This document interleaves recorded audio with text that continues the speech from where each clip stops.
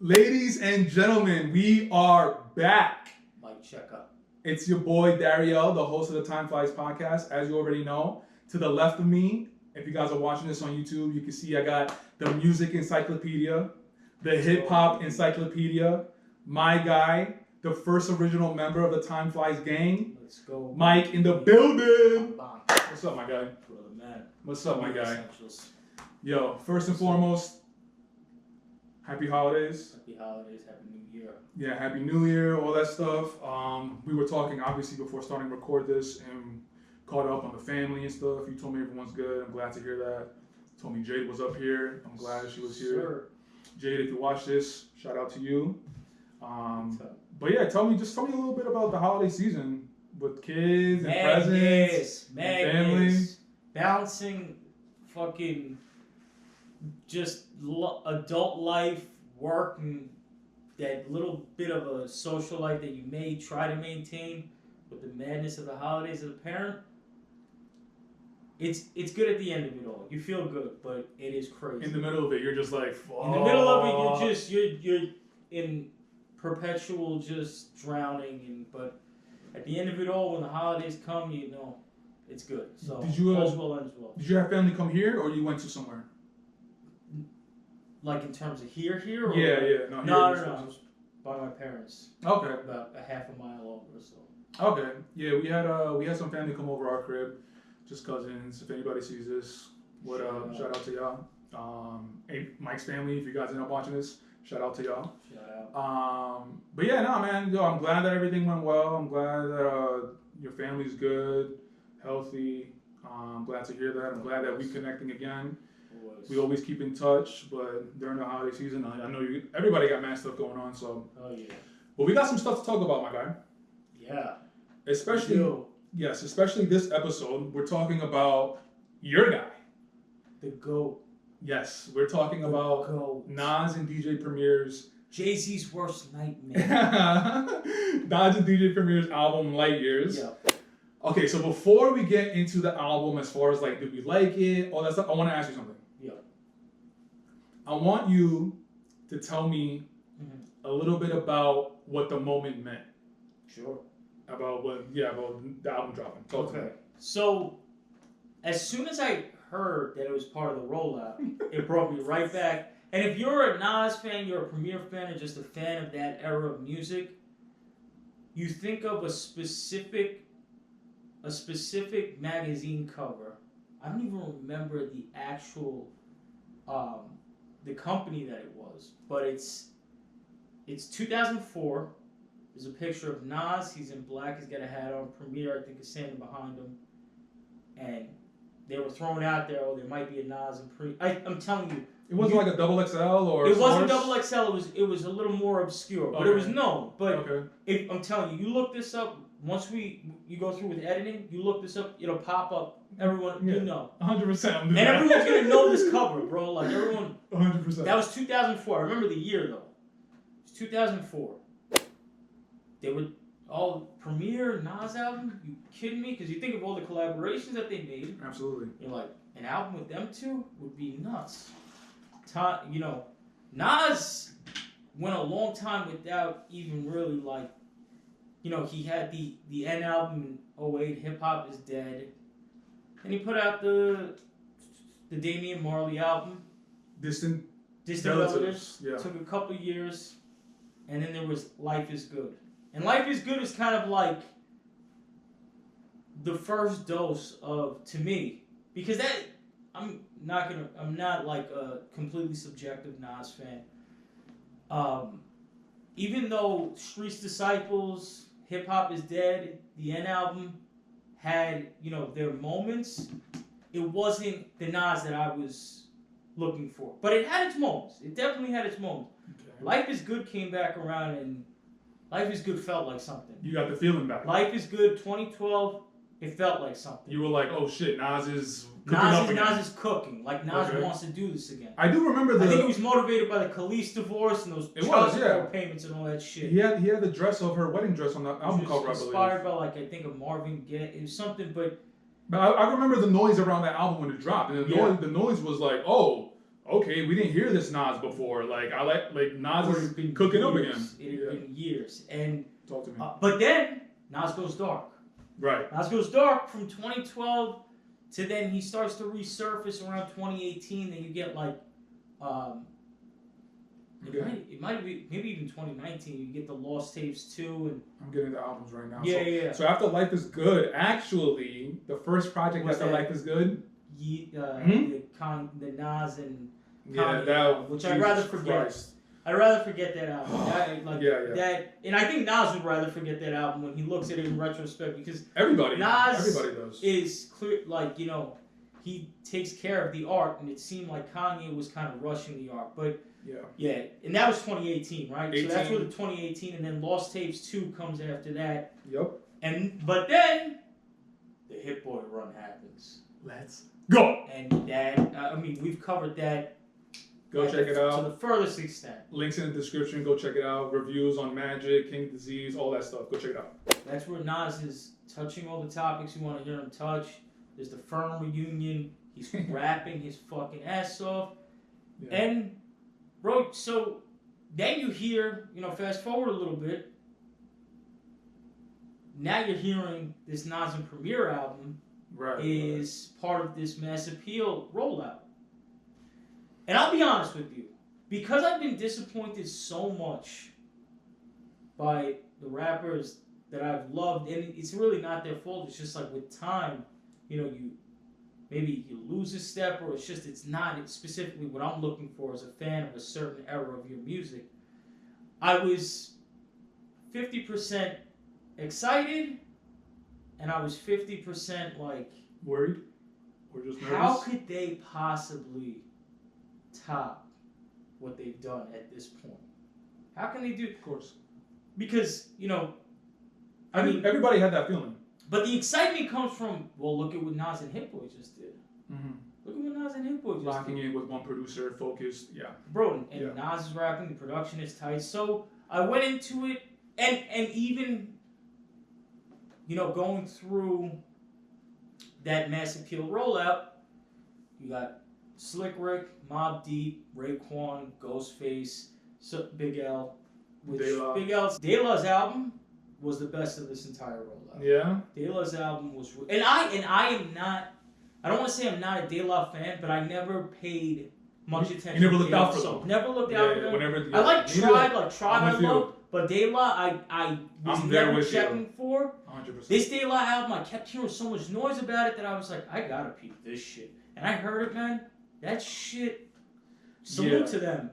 I'm right there with you. Like saying, because when we were old enough to really pay attention to hip hop, it was maybe like the 2003, 2005 range. That's when we were like, okay, we were like at the right age to really start consuming hip hop and realizing what it meant for these different music projects to drop and the artists, what they represented in the culture. So we always had to go a little bit backwards as far as like learning where hip hop came from. Exactly. And then the 90s was De La, a Tribe Called Quest. There was a bunch of Busta Rhymes. It was like the Native Tongues Collective. Exactly. So I was right there with you. I was always a Tribe Called Quest guy, and De La, I just wasn't looking out for them. Like that. Yeah, for me. Again, much respect. Like taking nothing away from them. I realized how important they are to the hip hop scene. I just didn't check for them, so I'm right there with you. Yeah. No, so that album, but like the Mob album. Excellent. You got the Havoc, you got the Alchemist production, you got the Prodigy verse, and they really, tuned it up. But they're just like, it goes back to, you can't top certain things for me. As Mobb Deep, they're at this unfortunate disadvantage where you're never gonna top the infamous and Hell on Earth because of what those albums mean to me. You're never gonna top that. It's just like. So I'm almost envious of the younger fans who might be into that, who hear that for the first time, and that's their shit. Because I hear it and I'm like, this is good shit, but I'm always comparing it, and that plays into Lightyears, and we'll talk about it as we get there. But I'm always comparing it to your best. And pardon me, I'm a little long-winded, but I'm gonna go through this Mass Appeal. No, come on, man, you know what it is. So the Mobb Deep album, excellent. I loved Raekwon's album. Raekwon, Emperor's Clothes? the Emperor's New Clothes, which he had a whole, meaning for, which I don't want to butcher, but Raekwon, he has a good ear for music. He might not be, as massively appealing, no pun intended, as some of the other artists from his class, but I heard, shout out to Saigon, but I heard him say this on a podcast somewhere, and it makes so much sense. Out of all the styles that you could think of in hip-hop, Raekwon is the one that cannot be duplicated. His slang is too specific, his delivery is too off-kilter, like only Raekwon can do what Raekwon does. And Raekwon's one of these guys, like in AZ, who never really changed up his style, kept it where it was at, and he might be another one where Only Built for Cuban Links is a tough act to follow. 100%. It's one of the pillars of hip hop. One of the pillars of hip hop. Yeah. But he's been consistent. I loved his album too. Ghostface, Supreme Clientele too. naming it that is tough to do. And I know that there was a lot that went in. I remember there was a Ghostface Kanye track that came out a couple of years back that was actually supposed to be on that album. Because I don't know if you remember the talk, but Kanye West was talking about executively producing Supreme Clientele 2 at a point. And then it all kind of went to shit. That would have been ridiculous though. Yeah, but you can't. Because that No Face track with Ghost and Kanye was fucking ridiculous, and it fit the mold of like the Supreme Clientele as we knew it. It felt like Supreme Clientele 2, once again, had its bright spots, but was more of just like a compilation of stuff that was on the cutting room floor for Ghost. Still, like, there's a Georgie Porgy record on there that's fire. That has some shit. But naming it Supreme Clientele 2, you're setting it at a bar, and you're putting yourself almost at a disadvantage. But Ghost is the fucking man. He's another one. He'll be able to rap till he's in a fucking nursing home somewhere. Like, he's 100%. Just that type of guy.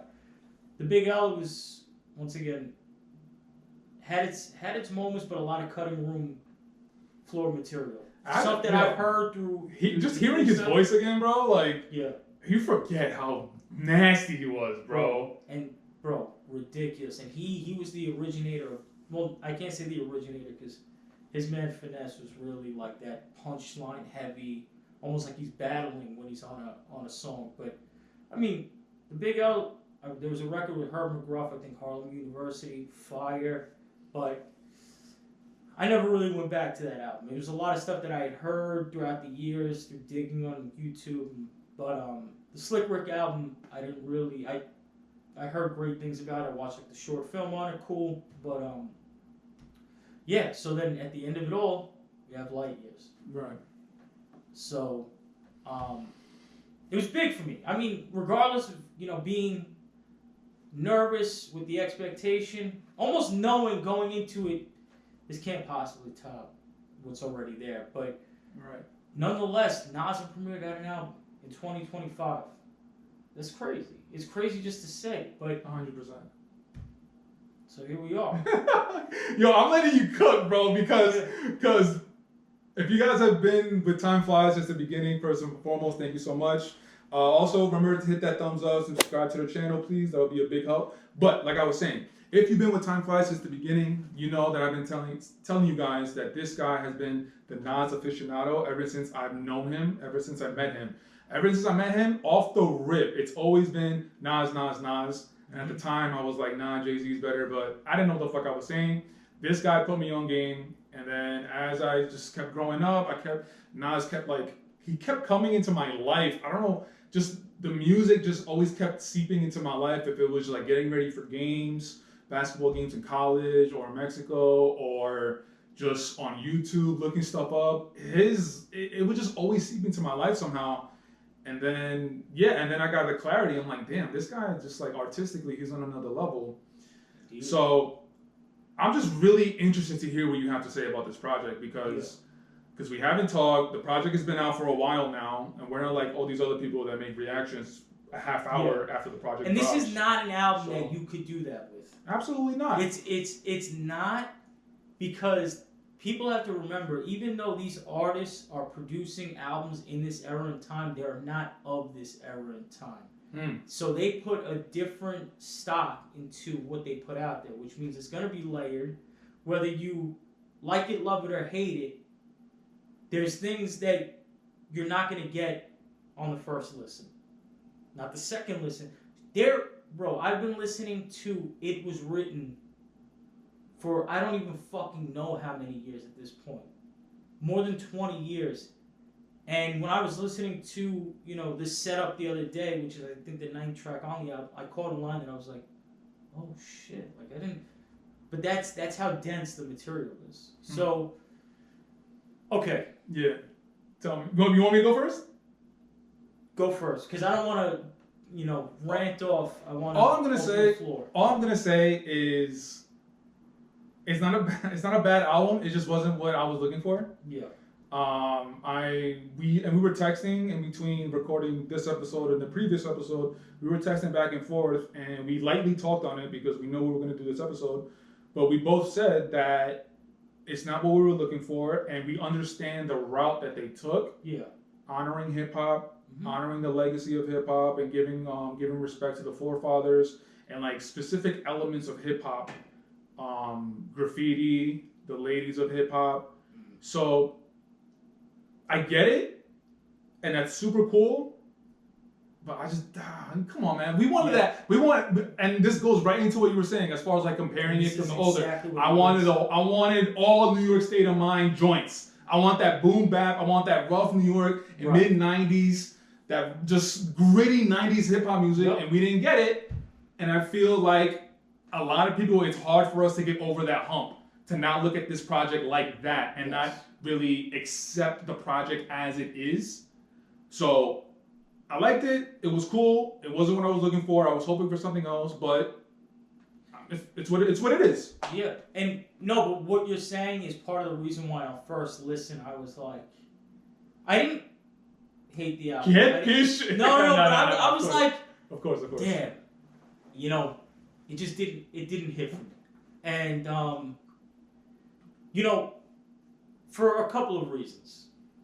I mean, like you listed, I go into it, and this is, we can't blame these artists for flourishing in their lives, and we want them to rap like it's 1994 in the projects, like it's represent, like, and that's not what they're living in. But because Premier, Nas, these are two people that shaped my love for hip hop. Hip hop is the biggest force in my life as a kid growing up. It shaped me in a lot of ways. Like it shaped like dress, it shaped speech. And these two guys are huge reasons for that.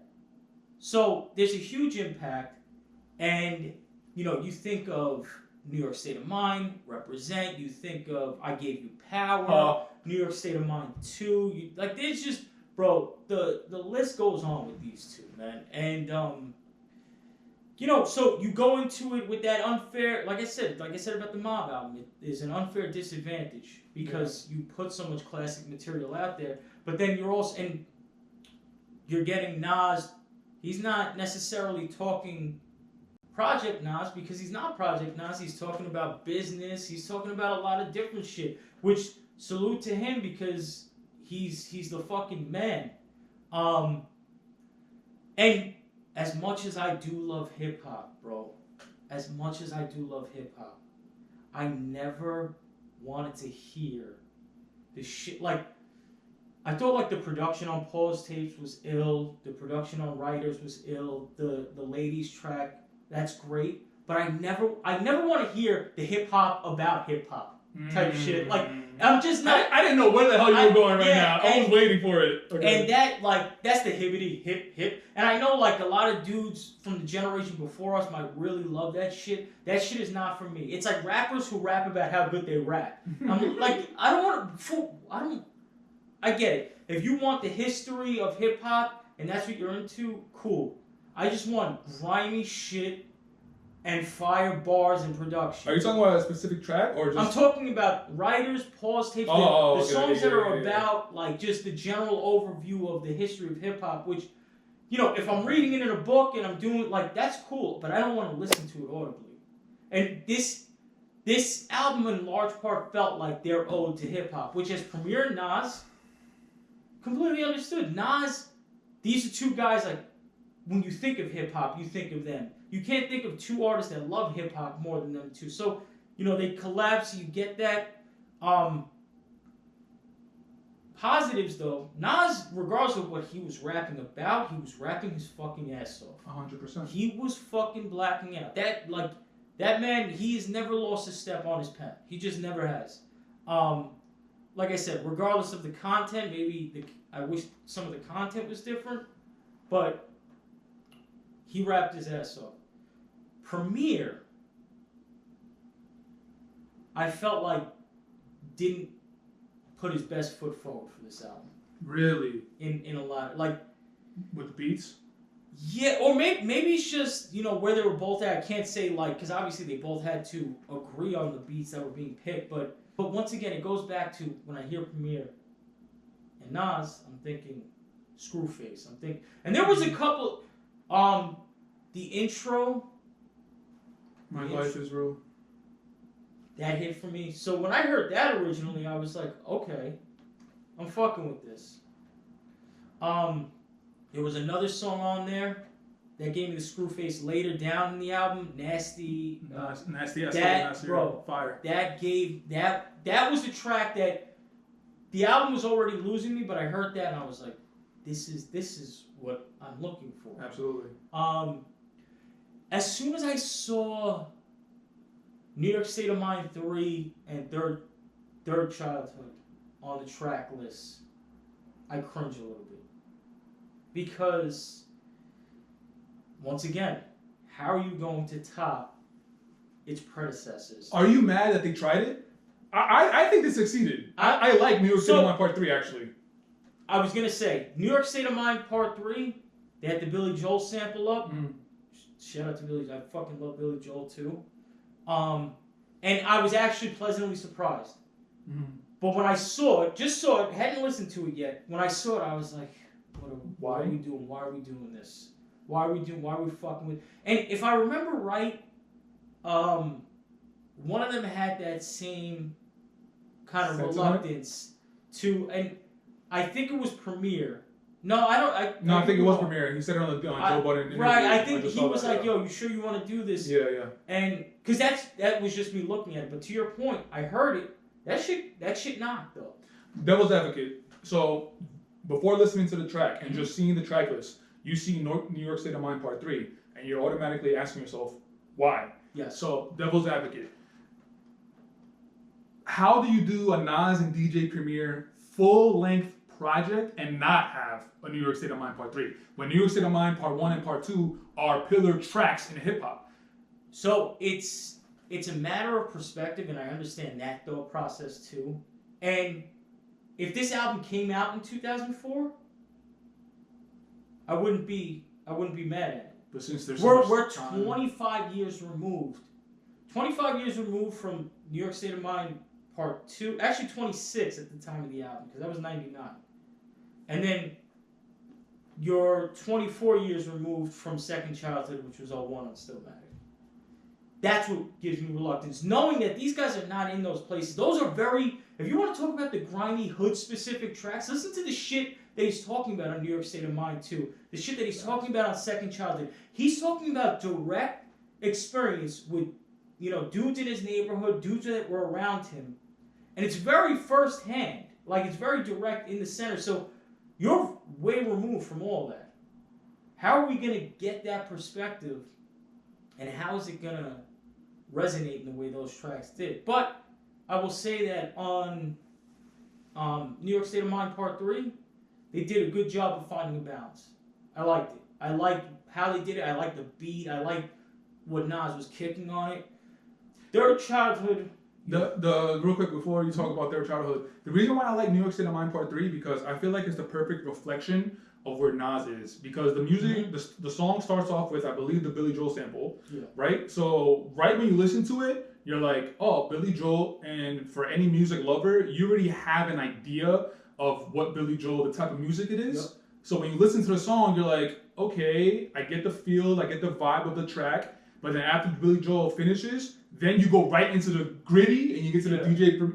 So I like that because it was like a perfect reflection of where Nas is. Nas is still that, he's still one of, if not the best MCs in the game, but it's just where he's at in his life. He's talking about real adult situations, money, investing, family. So it was a perfect balance that was represented in that track specifically, reflecting where Nas is. That's why I like this so much. And he made a callback to New York State of Mind Part 2. If you remember, towards the end of New York State of Mind Part 2, he kind of narrowed it down. One turns into two. So he's left with two friends. And now on New York State of Mind Part 3, he brings it back and he says, now we're looking out for our son. So he did a good job of rounding it out. And if you leave it at the trilogy, I'm good with that. So I was pleasantly surprised. I was. Like, and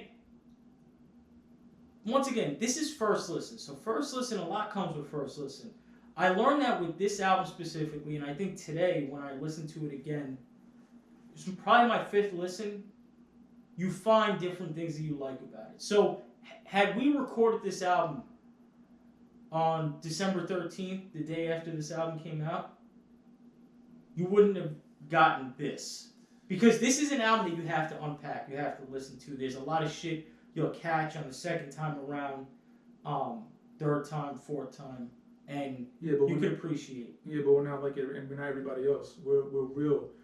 We take time. The best podcast in the game that no one's heard about. You heard? Yeah. The best podcast in the game that nobody has heard of yet. That's it, bro. You heard? And that's why, that's why, like, people make content because that's the era we're in, but they don't understand the artist that they're talking about. They don't know what it is to wait even a year for your favorite rapper to come back out. Never mind 2 years. Like, there's a level of just that immediate gratification. We get this today. It's all microwave. So I'm glad that we took some time because I never want to come off like I'm completely bashing two of my favorite artists in the entire fucking world. No, we're just having a convo, bro. But we're just having a conversation. It's a good album, all in all. It's not what I expected or I wanted ideally. But 100%. It's a good album. If it was anyone, like literally, if it's anyone else, the bar isn't that high. This is a solid fucking album. But because it's them two, there's a certain expectation. Something you said made a question pop up in my head.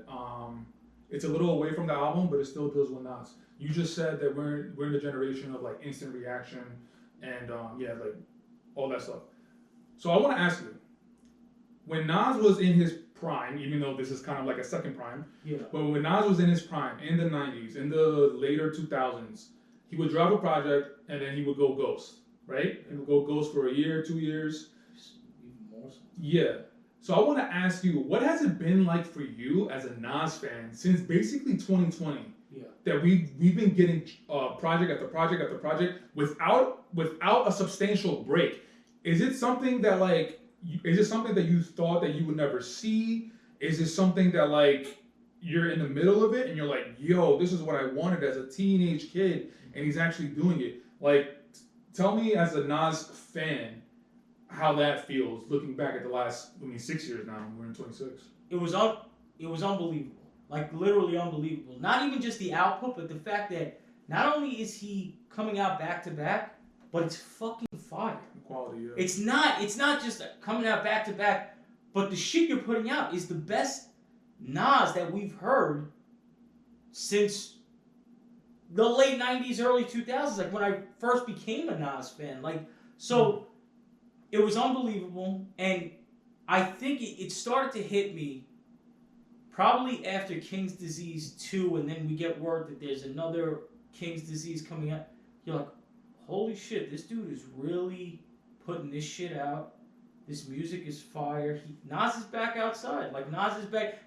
But to that point, I did kind of have a moment where it's like, man, if this would have happened during my high school years, I don't know, what the conversation around Nas would be I think it would be different. So, but because I had gotten to a point, at least me as a Nas fan, where once there was that separation between Life is Good and then that bullshit Kanye album, I was like, you know what? Nas has given me enough music that I'm gonna listen to forever. If he has his mind in business, I'd already settled with that.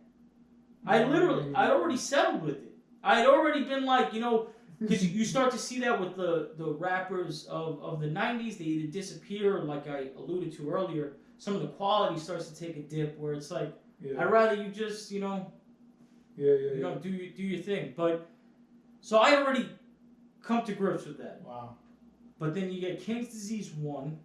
And King's Disease 1, I wasn't, and I know we differ here. I think it's the best album out of everything. And that's just my take. Link in the description, all the episodes, go check it out. King's Disease 1, it was really good. It was the best Nas project since Ridiculous. Life is Good, but wasn't flawless to me. But it had signs of like, holy shit, this is okay. Like, if we could get something going here, right? This is gonna be it was showing signs of life. Showing signs of life, bro. And then we start getting bang, bang, bang, magic, like, bro. And at that point, once it was on, what's the first track on Magic? The first one. Magic Part 1. First track, Speechless. That, I'll never forget that. I remember at that time, shit, I was working 2 jobs. I was working my main shit, and then I was doing an overnight at Target. And I remember, that was a midnight drop, like right before Christmas Eve, if I'm not mistaken, of 2021, 20... No, it must have... Yeah, it had to be 2021. Because 2022, I was already done with that situation. The first Magic, you said? The first Magic. It had to be the end of 2021. It was, Christmas Eve of 21. Yeah. I'm sitting in my car. That album had just come out. It's fucking freezing. It's freezing. I'm waiting for my car to warm up. Tired. It's like 3 o'clock in the morning. I just want to get the fuck out of there. Bro, I heard that. That beat. Him rapping like that. And that was the moment, even though King's Disease 2 had come out by that point, King's Disease 1 was out, and King's Disease 2 was that, okay, Nas is here. But when I heard that, I said, no, this is another prime in Nas's career. Just that track, it put it all in perspective. And then we back! We back. We fucking back. And then he just kept rolling from there. I mean, there was a hiccup, I think, with Magic 2, but that's another thing. I mean, he's putting out King's Disease. He's putting out 2 series simultaneously, bro. What the fuck? And like, you couldn't believe this.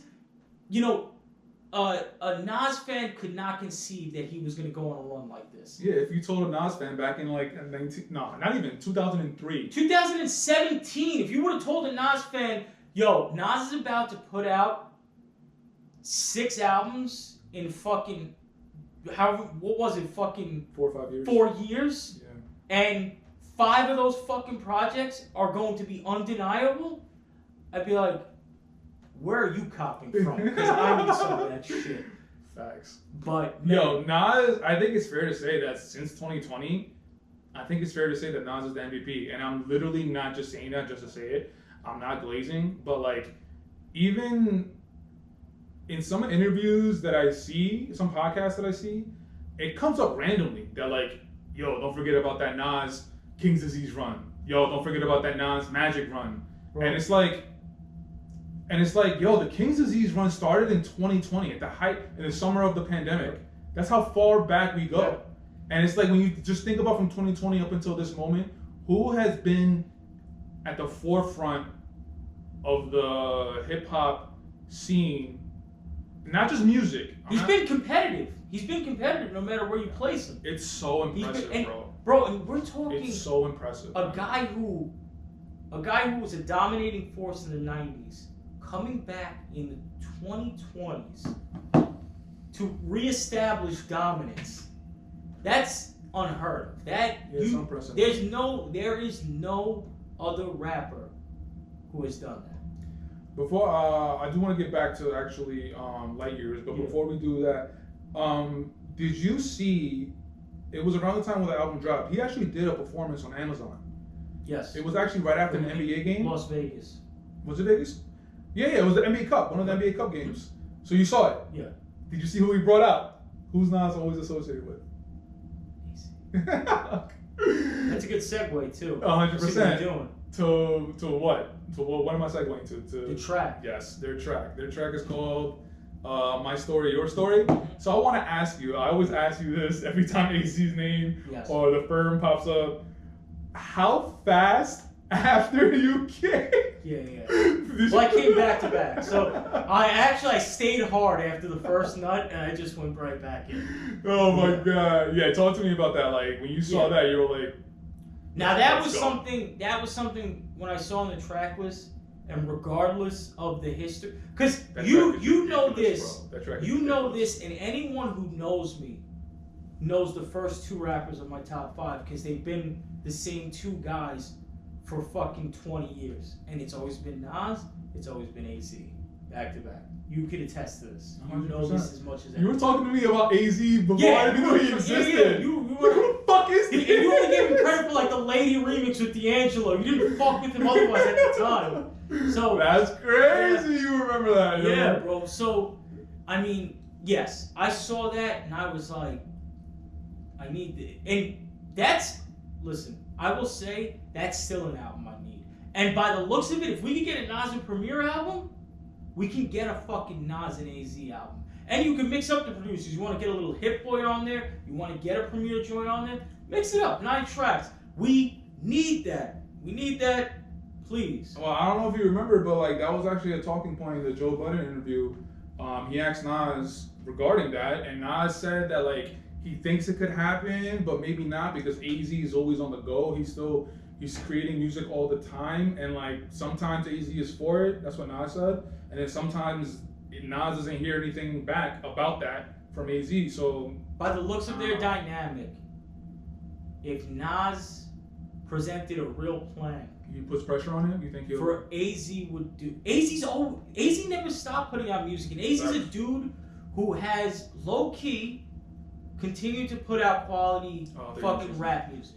He's put out quality rap music. Like I brought up Raekwon earlier, he's a dude who never shifted too much in his style, always kind of kept it where it was at, because if it's fucking not, if it's not broke, you don't fix it. Don't fix it. So he's always consistent. And even, so to go back to the track itself, and I heard through I don't know if it was the interview with Joe and them two, but Joe had mentioned that when he heard the original mix of the album, there was a different beat to that Nas and AZ track. So I wasn't ecstatic about the Nas and AZ track. They were both rapping well, but I didn't like the choice of production for it. Really? I thought they were both rapping very well.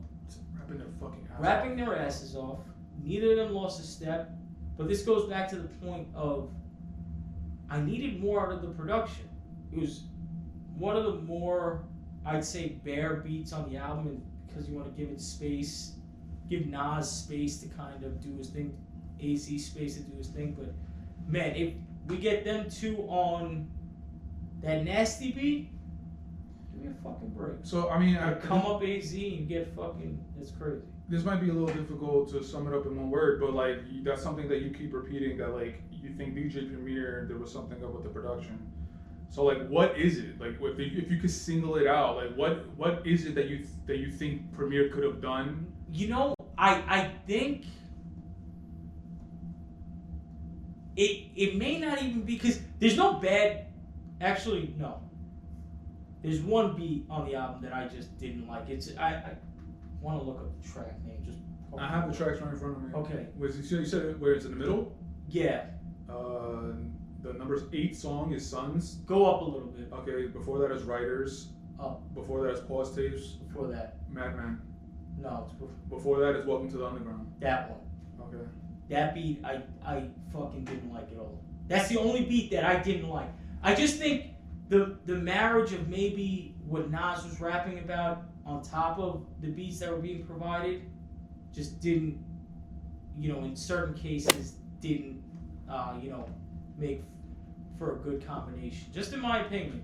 But I do wish that we could have gotten maybe even a little bit. This was very polished premium. Because Nas is talking about a lot of polished topics. He's talking about his business. He's talking about being a fucking good. But you know what? Ransom's album, the premiere that dropped. 100%. If we get that premiere with Nas, that's what I'm looking for. So it's almost like you're saying that we got like a squeaky clean DJ premiere. We didn't get like we got a very and it was to fit, I guess. Like I said, Nas isn't talking grimy shit on a lot of these tracks. He's talking business shit. He's talking coming up in the world. He's talking like a guy who just got approved for a fucking casino in Queens. Like, he's talking that type of shit. Big bullshit. So this actually, thank you for, because you reminded me of something I was going to bring up earlier. I wonder like how the feeling and the vibe and the concept, if you will, of this album came about. I wonder if like they already had an idea going into the studio, or was it that they were in the studio and things were just coming up? And as things were coming up, the album theme was starting to shape. Because if they went into the studio with this idea, I mean, I'm not mad at it, but like if they were in the actual just messing around and Premier making beats and Nas going in the booth and rapping, and the album was shaping and developing as it was happening, like I wonder if either or could have had more of an impact as far as shaping the album. You feel me? Yeah. So I wonder what that was like. I wonder, because they didn't talk about that. They didn't really talk about the process too much. All they said was that Premier brought ideas.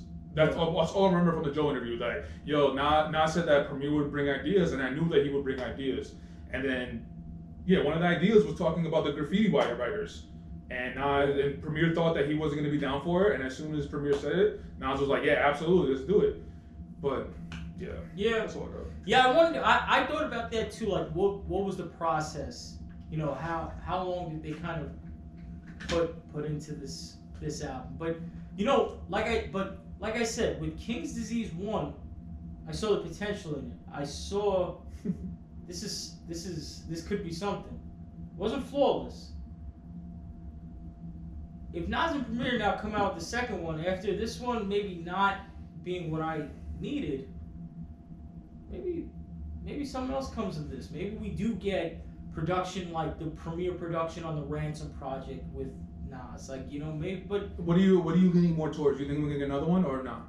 I feel like we're gonna get another one. Because we didn't. First of all, we didn't know King's Disease. We knew King's Disease was dropping like what, a week prior. Yeah. But we didn't know that King's Disease 2 was dropping. I think they just dropped it out of nowhere. They did. So maybe they're gonna run the circle the block and do the same thing. I have a feeling that they're gonna come back with something. But I need the Nas and AZ project. I just want to talk about the actual songs that I like. It's actually on the back half of the album. The only song that I like on the front half was New York State of Mind Part 3. But in the back half of the album, I like Sons, Young Kings, Nasty Esco Nasir, My Story, Your Story with AZ, and I like Junkie. Yeah. But all the other songs, man, it's just like I said in the beginning. It's just not what I was looking for, and it just wasn't. Do you know the song? Do you remember the songs that you liked? Like my standout songs were that the intro, which was My Life Is Real. My Life Is Real. I fucked with that. New York State of Mind Part 3 I liked. The Nasty track I liked. The thing is, with the Nas and AZ, they were both rapping their ass off. But from a production standpoint, it didn't hit for me the way it needed to. Junkie was fire. I liked the production on Pause tapes too. I thought that was cool how they fucking flipped the Havoc interview into like a premiere cut. But I just, like I said earlier, I know that this is a matter of ideology, a matter of perspective. Some people like the hip hop historian shit, which you've always gotten with Nas. You've always post 2000 Nas, you've always gotten the hip hop historian somewhere in the project, because that's just who he is as a person. For me personally, it's not what I want to listen to. I don't want to listen to like the breakdown of the breakdown because I just watch documentaries for that. I watch, and I'll read up on it because I am interested in it. I just don't want to hear it. So when it comes to like pause tapes or writers or even like the ladies track, I can appreciate it to a degree, but audibly, I don't want to hear it. I want to ask you something about Nas, but I want to make sure you got your shit off with this album. Is there anything else that you want to say? No, this is it. Yeah? This is it. Nas was rapping his ass off. I just, Nas and Premier, we appreciate you giving us what diehard Nas fans have been asking for. Yeah, so, absolutely. If nothing else, it was what we were asking for however many years at this point. As a Nas casual, if you will, I do appreciate the art that you guys are giving us. Definitely not knocking it. We're just having conversations. But now we finished talking about Lightyears. I do want to bring up a question to you that I think you know where I'm going. Nas's name is synonymous with who? Jay-Z. Jay-Z. So the question I want to ask you, because I feel like in the consensus around the Jay-Z and Nas conversation is Jay-Z over Nas. I feel like that's the consensus. I feel like it shifted because of that. Yep. So this is where I'm going. The last 6 years, 5.5 years, what do you think it's doing to that conversation? Because Jay is not making. There's rumors that he's dropping an album, but we never know. And we hear through the grapevine, through podcasts, and through this, through that he's always making music, but he's not putting out music. The last album we got was 444, and I believe that was 2018. But when you, like we talked about earlier, when you look at since 2020, the quality and the quantity of projects that Nas has been dropping, what do you think that's doing to the conversation of Jay-Z and Nas? Because it's like when you say Michael Jordan, you have to mention LeBron, you have to mention Kobe. If you mention LeBron, you gotta mention MJ, you gotta mention Kobe, because they're always gonna be synonymous with each other. Yeah. So I just want to get from your perspective, a Nas fan, but also just a hip hop fan. And I love Hov too. It's just I just don't love him nearly as much as I love Nas. So what do you think he's doing to that conversation? So I want to preface this with, it's music, it's art, it's always going to be subjective. You may cater to someone's style more than someone else's, just naturally based on what you like. With that said, if you look at this objectively as a fucking hip hop fan, at this point, there's no comparison. Nas has blown Jay-Z out of the water in terms of discography. With Jay, let's hit off Jay's high points, not to minimize it. For me personally, Reasonable Doubt is my favorite Jay album. The Blueprint, monumental in the history of hip hop, just a beautiful fucking album. My sleeper pick for Jay is Volume 1. I loved In My Lifetime Volume 1. Even though it had like What Girls Want, that was the one skippable track. If it wasn't for that album is right there with Reasonable Doubt. I love that fucking album. Jay-Z really brought out the hustler's ambition in hip hop. He almost made his own niche of hip hop where you get, even like your 50 Cents, your Pusha T, like dudes who hustle outside of the music, who made that the base of their identity. It's from Jay, it's from Dame, it's from that ideology. So people have put a lot of stock into the way that he's conducted himself in business, the fact that he represents the flesh, he represents the money. And he raps well, we're not gonna lie about that. But there's a lot of mid in that discography. There's a lot of mid. Even take it away, because I think the 2020 run that Nas is on is what puts a clear staple. If you're being objective about this, there's no comparison. Because it's not even about output, it's about quality. Yeah, but the thing is that since 2020, since King's Disease 1, which out of all the projects he's put out, which one is there one that there's a bona fide classic? But that 20 years from now, we're going to look back on one of these albums the way we look back on an Illmatic, the way we look back on A Reasonable Doubt. It's hard to say because I'm not. That's my only argument that I have right now. But if that's your argument, what's your argument for Jay in Jay's favor? Where's his? The album that he put out in 2018, 444, that was a moment, bro. And That was like that might have been the beginning of this whole like older rapper aging in the hip hop scene. How we gotta take them serious. That might have been the album to like start that conversation, bro. Like with mature hip hop, sure, but I think that album, and I know that there are even mixed reviews when it comes to 444. Some people love it, some people hate it. I loved 444. Similar to how when we got King's Disease, you were like, oh, this is not, because when I think of Jay, post Blueprint 1, Black Album, it's mid. It's mid. We got mid from Black Album? I got mid from Black Album. I got mid from Black. I'm sorry. Like there are points because of the marketing surrounding the Black Album. This was gonna be his last album. This was a moment. He made a moment out of that. You know, you get the show at MSG, which that DVD Fade to Black was fire too. I had that. But when I listen to that album now, it's not something that I run back to in the same way that I go to other things.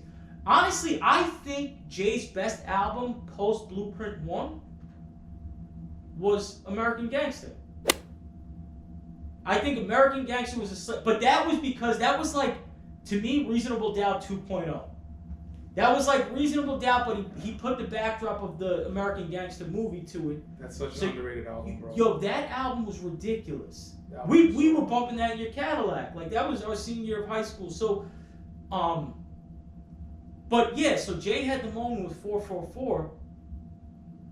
Nas has had a series of moments with these King's Disease albums dropping. He's in the conversation competitively as a 50-year-old man competing with guys damn near half his age with an output, you know, he's keeping up in quality, he's keeping up in output. Listen, I agree with you. I think the conversation, I think it's heavily leaning towards at Nas now. But if you were to have an argument with me as far as like the albums that he's dropped since 2020, and you know, can you pick a bona fide classic? Like I gotta hear you out, because just right now, just us talking, King's Disease 1 through 3, Magic 1 through 3. I can tell you from my perspective, because this is another thing that they do nowadays. Soon as an album comes out, it's a fucking classic.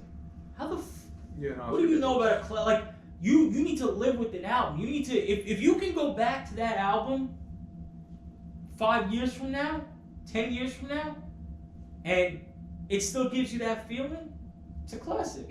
So to me, I mean, some of these albums are already starting to age, like King's Disease 1, 5, going on 6 years old. And I still bumped it. Magic 1, that's Speechless, I hear that. And that whole project was fun. To me, if there's a classic in the bunch, Magic 2? Magic 1. Oh, Magic the original Magic, the 9-track. That was pure fucking rap shit. This is the other thing about the 444 album. Yes, does it kind of take hip-hop to another level in terms of making like an alternative genre of mature adult hip-hop? Right. Sure. Right. But there is a lot of marketing around 444 because of the ties it had to Lemonade. It was almost like a response to the Beyonce album. And when you tie in those more, you know, salacious aspects of it, it makes it seem like a greater moment. But the thing is, I think we were making the connection to Lemonade after the album dropped, because I remember the marketing on 444 was literally just... They did the Jay and Beyonce thing. There was no marketing. No. The marketing it was a random sign in the subways, on the buses. Yeah. It said 444, and it said this is the whatever album from Jay-Z. That was the only thing. Yeah, and that's what they were doing. But I'm talking about, because when it comes to marketing, there is no marketing when it comes to people who drop when the fuck they want to drop. Beyonce was damn near the inventor of, I'm just gonna drop this album today. Nobody's gonna know shit. Drake did it, Jay did it. So there was no marketing to, you know, sell the album per se. But I'm talking about after the album comes out, what the people are talking about. Mm-hmm. They're not talking about Jay's rapping his ass off. They're not. They're not talking about Jay's rapping his ass off. They are talking about... At all? Nah, bro. They were talking about Jay rapping, bro. He was rapping about shit. About shit. the content that he was talking about was different because it was a mature hip hop. It was alternative. But they weren't saying that like his rapping skills, his rapping ability. And I mean, is that what you mean? Yeah, like it wasn't like when speaking from a hip hop perspective, a rapping perspective, Nas is Nasty Nas on those King's Disease projects. I get what you're saying. And obviously, listen, Jay has gone to another stratosphere in that regard. And Jay was rapping very well. Legacy on that album, I fucking love. He had a couple of moments on that album, with the Frank Ocean track, where he's rapping. But it's more so, you know, it's almost like an audio book on self-progression and self-help, like I get what you're saying. in a way that you've never heard from Jay-Z. So people take that, and once again, it goes, because you see Jay as this successful businessman, which he clearly he is. Look at where he's gone in life. Yeah. And you hear this perspective, you could appreciate the fact that he's putting another kind of alternative perspective to hip hop. He's talking about shit that people weren't really talking about before, and it was definitely a moment. But you're talking about that one album, and then he had the Meek verse. The Meek verse was another moment. Ever since 444, it's been verses. So yeah, I mean, and it's an interesting conversation, bro. And I mean, and the verses are a perfect example.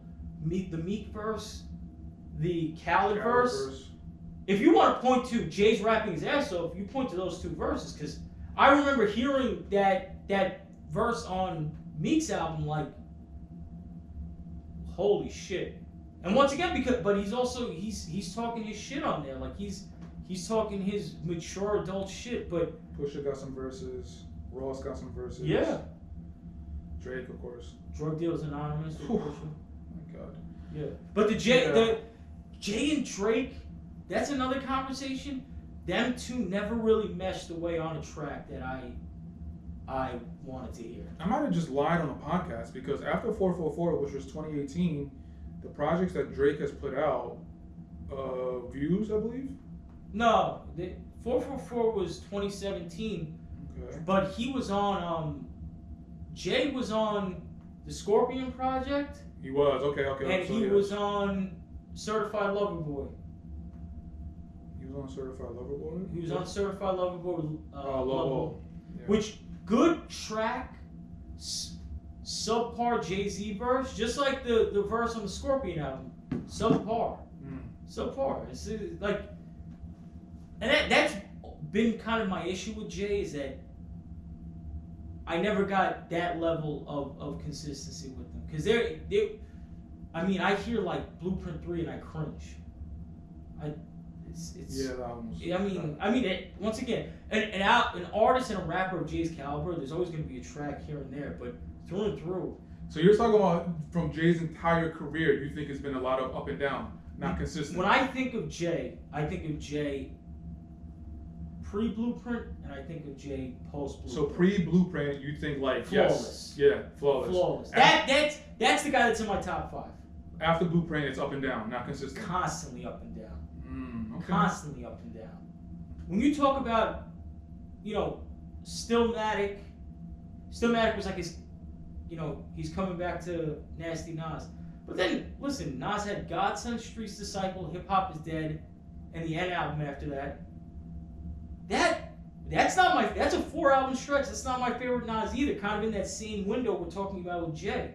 And I think that had a lot to do with these 90s rappers who were experiencing longevity like we've never seen in hip hop. They're going into their second decade. They don't really know necessarily how to adapt. Jay, I think it was always a little more cringeworthy because it was always more obvious that he was trying to reach the younger demographic, whereas Nas, it was more so him in like a super artistic bag that maybe didn't resonate. But I think that played a part in that era. So I give grace to all those guys, because the guys before them, and no disrespect, because I love Cool G Rap, I love Rakim, I love Big Daddy Kane, but after 1990, yeah. I mean, Rakim and Cool G, they still, Cool G Rap 95 had a fucking phenomenal album, but I mean, past that point, you never saw rappers lasting. So we're talking about guys who have been in the game now over 10 years, and they're in the spotlight. They're still there, so they were adjusting in that regard. So I give some grace to that. Like what do they call it? The early aughts, 2000 to 2010. Yeah, early aughts. So cool. Let's call that a wash between the two, right? Let's call it a wash. And then you look at 2010 to. So we're calling it a wash. So pre-Blueprint is Reasonable Doubt. In My Lifetime, Volume 1. Uh-huh. Hard Knock Life, Volume 2. Volume 3, which was it? Volume 3, yeah. Dynasty album was good. Dynasty album, the Dynasty intro. You call that? Is that a Jay-Z album though? That's like a Rockefeller compilation album. It's if you look up Jay-Z's discography, they count that as a J album. I think, and I think he's on the majority of tracks. But even let's discount Dynasty. Okay. Reasonable Doubt, Volume 1, Volume 2, Volume 3, Blueprint 1. Not to mention the guest verses that he was doing at that time too. But yeah, just the albums. Phenomenal. So 5 for Jay-Z at the end of Blueprint. Mm-hmm. Illmatic, It Was Written. Mm-hmm. Nostradamus. Which. Okay, and then it was I Am. Which. And then after I Am. After I Am, then you skip the year and you go to Stillmatic, which is 01. See, Jay was doing the thing where he was putting an album out every year. So 96, 97, 98, 99, 2000, 2001. Nas did 94, 96, then 2 and 99 doing the DMX thing. Yeah. I Am, I think, was slept on because there was a big leak. A lot of those songs that were supposed to be on I Am came out on the lost tapes. But I Am was a great album to me. What I'm trying to get at is the first 5 projects for Nas and the first 5 projects for Jay-Z. Yeah. What do you think? Do you think it's equal, or do you think Jay has upper hand in the first 5 projects? He doesn't have the upper hand for me because with Jay's first albums, Reasonable Doubt, and like I said, In My Lifetime, Volume 1 was right there. Could have been one of those albums for me, but it had I Know What Girls Like. There was a couple of questionable decisions. And then there's the Blueprint album, which is just objectively a classic, but neither of them top Illmatic or It Was Written for me. Yeah, Illmatic was regarded as a hip-hop killer when, like, a week after it dropped. But it was written, well, in certain circles, but that was a slow burn too. Illmatic wasn't selling out the stores. At the time. Illmatic, right. Yeah. But I feel like Illmatic was regarded as a classic in hip-hop sooner than when Reasonable Doubt was regarded as a classic in hip hop, like years after it dropped. Burn. I feel like Reasonable Doubt had a slower burn than Illmatic. Probably. So. But It Was Written.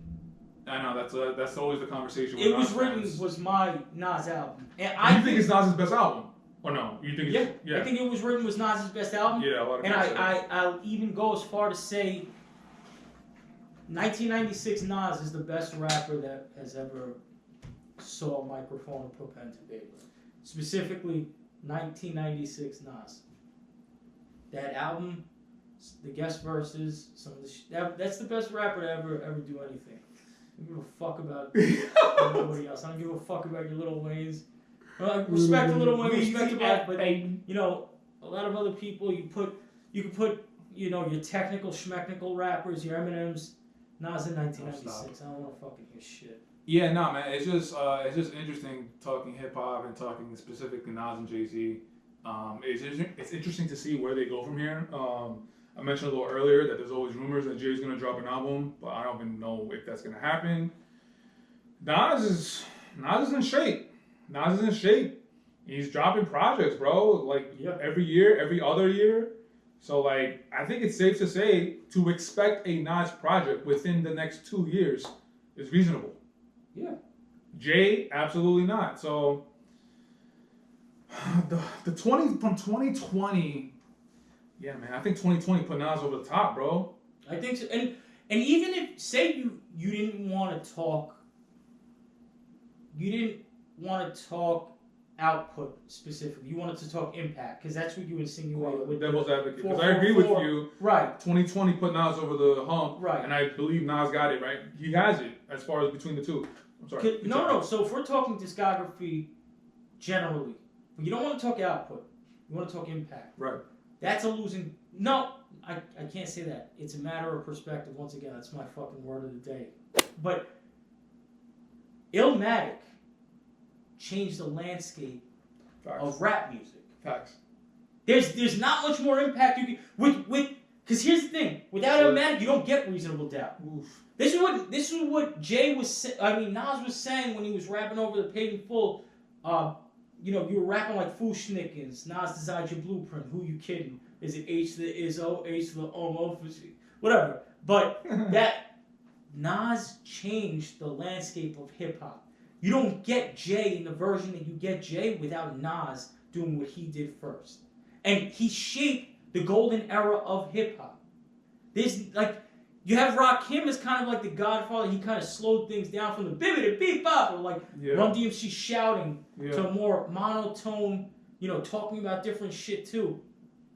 Nas is what ushered in what everyone would say is, people our age would say is the golden era of hip hop. The best, definitely without a doubt, in my opinion, the best era of lyricism in hip hop.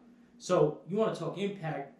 There's not much more impact you could have than Illmatic. The impact of Illmatic is way greater than the impact of Reasonable Doubt, Blueprint, if you want to throw in Black Album, 444 put together. Yes.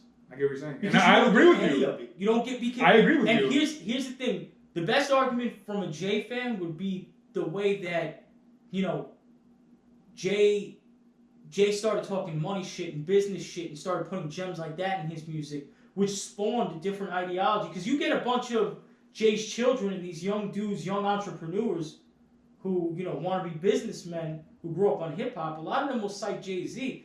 So his impact in that regard is huge too. But we're talking hip-hop. We're talking about the discography itself. I mean, and Illmatic, like I just said, Illmatic isn't even my favorite Nas album. But you're talking impact? There's not much of a bigger impact in that conversation other than Illmatic. We're going to keep it there.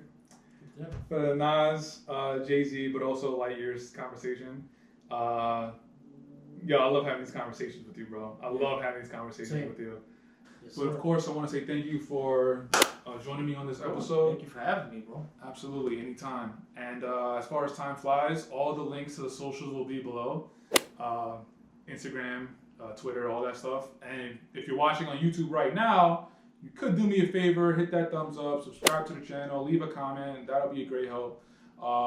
Numbers is growing.